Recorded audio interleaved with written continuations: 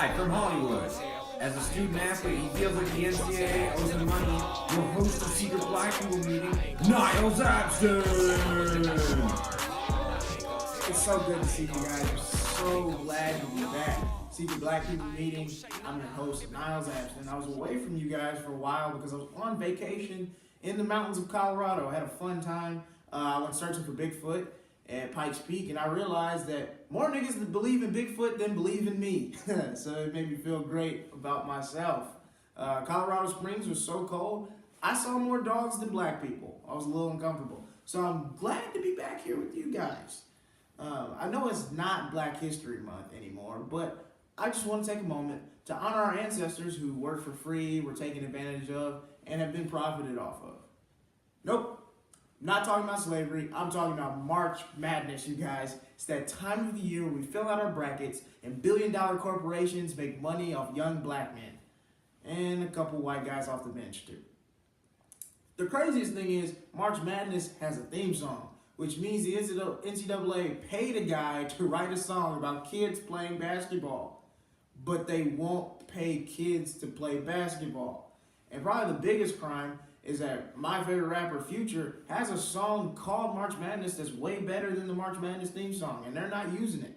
How you gonna do Future like that? Who's worse, the NCAA or Sierra? I don't know.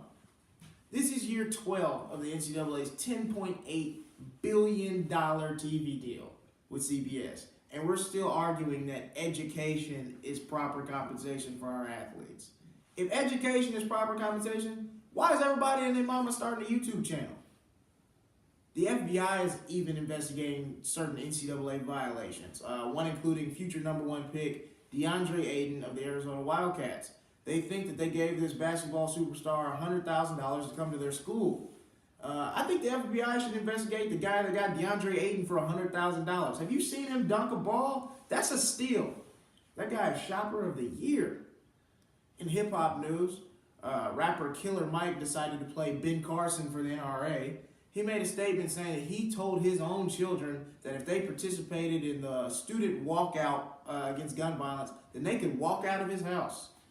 I think your kids would probably appreciate it if you boycotted Waffle House a couple times.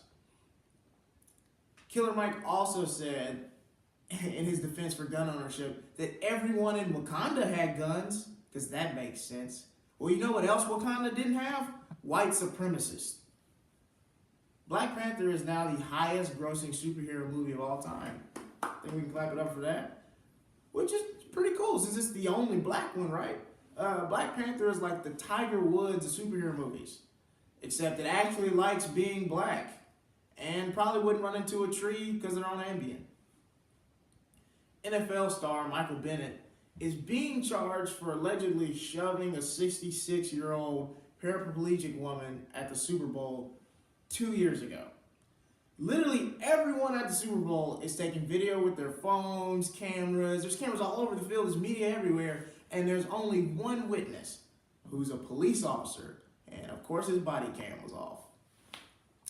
My home state of Mississippi is just past a 15-week abortion ban. It's the longest abortion ban in the country.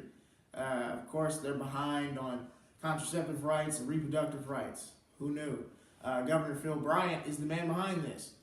But regardless of your view on abortion, I think it's pretty evil that Governor Bryant is forcing babies to be born in the garbage state of Mississippi without their consent. We're 50th in everything. Speaking of people that need to grow up, Joe Biden apparently thinks he can whoop Trump's ass. He tweeted him, because that's what politicians do, saying that he could take him around back and beat him up. Where is these middle school girl fights coming from? Joe, save the tough guy act, man. We would have rather you just ran for president in November and beat him yourself. And Donald Trump is the same guy who was selling us expired steaks. You don't think he'd fight a little dirty? Donald Trump Jr. was going down in DMs. He got caught cheating on his wife, which kind of makes sense considering he cheated on America with Russia. With an uptick in mass shootings across the country over the last couple months, Austin, Texas is so hipster, they had to do something completely different. Bombs. It makes no sense. And of course the media is already calling Austin, Texas bomber Mark Anthony Condit all the right terms. Mentally ill, troubled, nerdy, bullied. You know, all the things you say when you really mean white terrorist. It seems like a lot of these news publications are just trying to humanize him despite what he did. I wish Stephon Clark, a Sacramento black man with 2 children who was shot in his backyard because they thought he had a gun when it was a cell phone, was given that same humanization, but to no avail. The March for Our Lives movement has gotten huge support from celebrities and athletes alike and other people with money. George Clooney gave money, Oprah gave money. What the students at Parkland have done has been amazing, and it's all due to the support and backing that they've received. So I'm not the only one who's wondering, where was this support for black kids when they were protesting the deaths of Michael Brown, Freddie Gray, and now Stephon Clark? Where was the support for Native American kids when they were fighting just to have clean water at Standing Rock? Even President Obama was on the national news calling the kids in Baltimore that protested thugs.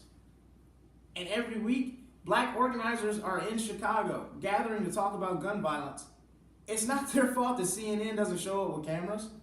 When people of color protest, you know what they're faced with? Tear gas, bullets, excessive force from the police.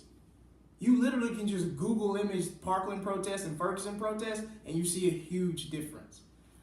So I'm excited for change when it comes to gun reform, don't get me wrong. But it looks like America only listens when the words come out of a white person's mouth. So what happens when we need something that white people don't care about? This has been Secret Black People Meeting. I'm your host, Niles Abston. We'll be right back.